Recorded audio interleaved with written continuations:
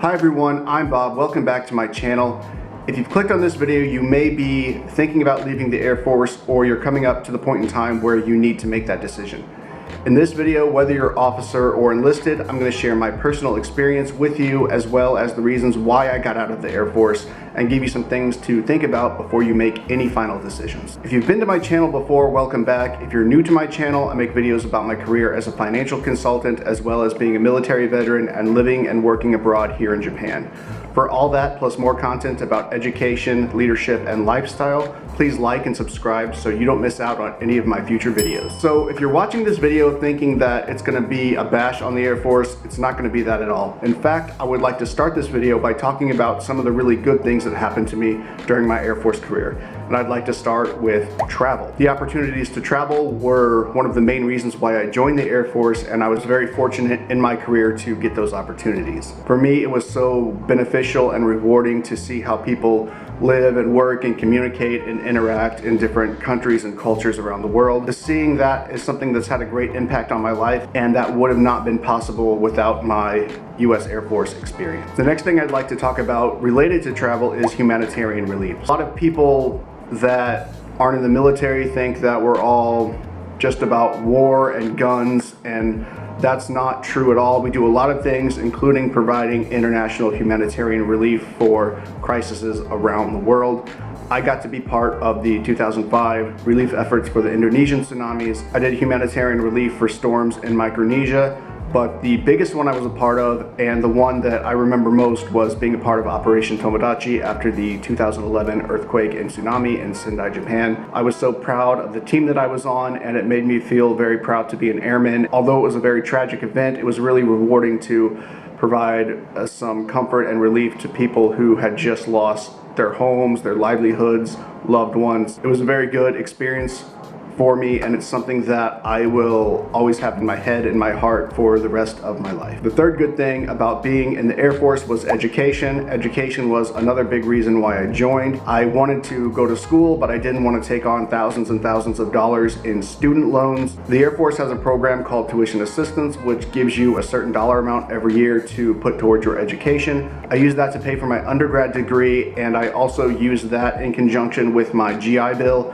which is another benefit I got from my military service, to pay for my graduate degree. And lastly, probably the most important thing that I took from my military service are the relationships and the friendships. I've met some awesome leadership in the Air Force, people that I consider to be mentors, not just in my career, but my life, people that I still communicate with even to this day, now that we're both out of the military. I still know that if I ever need advice or assistance, I can come to them and they will help me out. I've made friends, people that I even consider family while I was in the Air Force.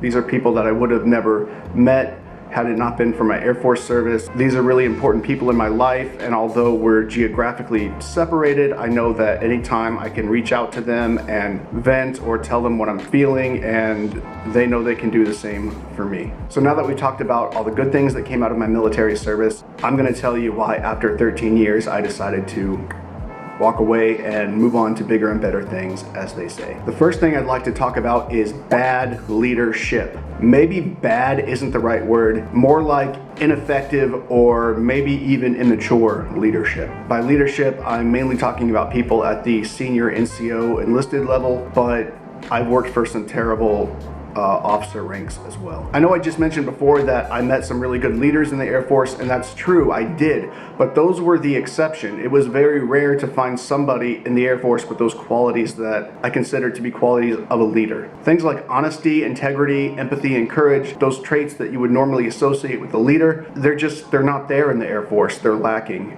Once you get to a certain rank, it gets very political. That really starts to cloud your judgment and influence the decisions you make as a leader. A lot of people I saw who wore a senior NCO rank, they only wanted to be a leader when it was convenient to do so. They didn't have the courage or the backbone to stand up and do the right thing in front of their peers, in front of their chiefs and their commanders. And another thing about the senior leadership in the Air Force is that They give you very, very high expectations, but they give you almost no support, which I feel was not only negatively impacting my career, but the careers of the people that I supervised. I got out as an E6, so the senior NCO rank was the rank I would have put on next had I stayed in. But after seeing what I saw, I thought maybe that's not for me. I don't want to become that person later in my Air Force career. I don't think that I could have put on that rank and worked in that environment and stayed true to who I am as a person and true to what I believe in. Second reason why I left the military is the promotion scheme. So you heard me just talk about how ineffective most of the leadership in the Air Force is. That leads me to this point of why I feel like the promotion scheme in the Air Force is broken. So currently how it works is you'll have a package go before a board. The package includes your accomplishments and your performance reports. The board will assign you a score based on what they think that package is worth, and your score will be bumped up against the other scores in your career field. And if you hit a certain score or higher, you get promoted. If you are below that cutoff score, you do not get promoted. That may seem fair on paper, but it's not. There's a lot that process does not account for. And also, it's really easy to make anybody look good on paper. I got passed up for promotion 2 years in a row. And please don't misunderstand what I'm saying. I'm not upset that I didn't get promoted.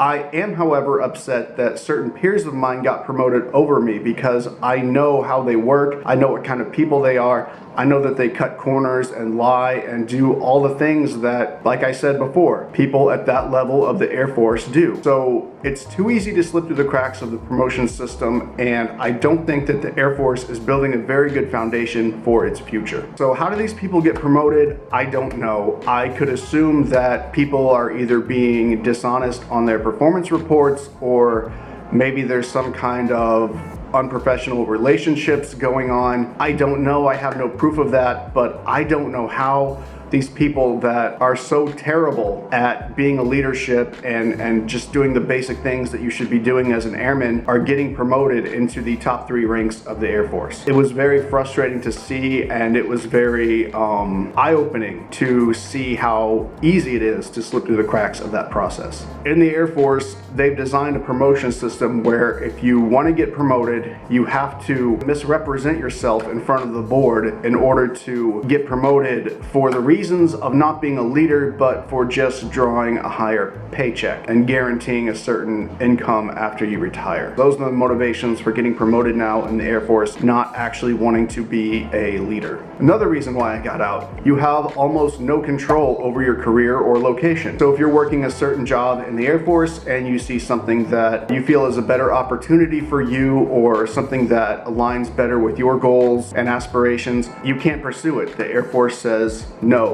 we need you where you're at.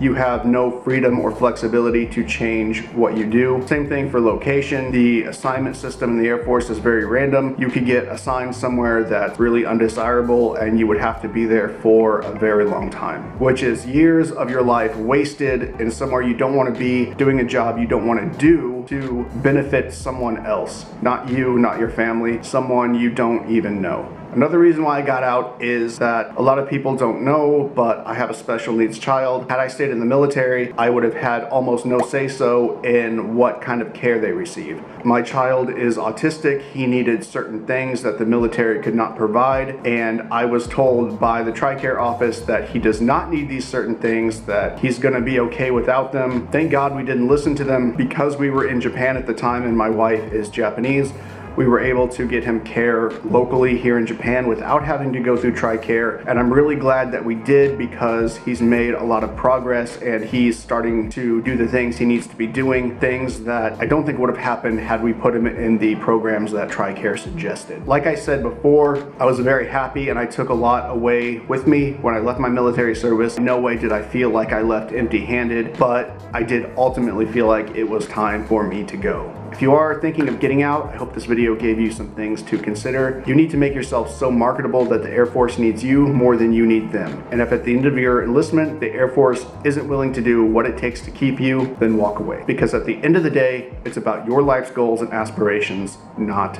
theirs. If you do decide to get out, start doing everything you can to prepare now. And one of the things you can do to prepare is to watch my video about networking after your military service, which will pop up at the end of this one.